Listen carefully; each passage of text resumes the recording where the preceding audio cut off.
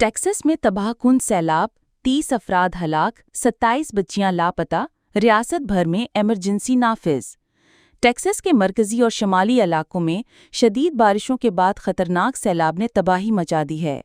करविल, Austin और Georgetown समेत कई इलाकों में दरियाओं ने अपना रास्ता बदल दिया।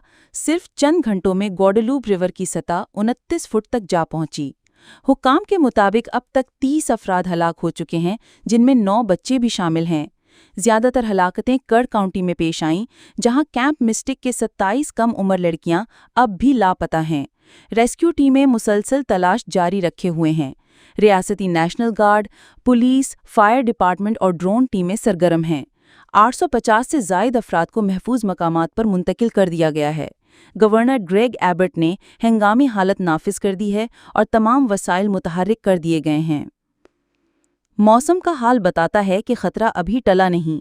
मजीद बारिश मुतवक्के है, जबकि जॉर्ज टाउन में सैन गैब्रियल रिवर और लेक ट्रेवर्स खतरनाक सतह पर पहुंच चुके हैं। पनाह गाहें खोल दी गई हैं और हेल्पलाइंस फ़ाल हैं।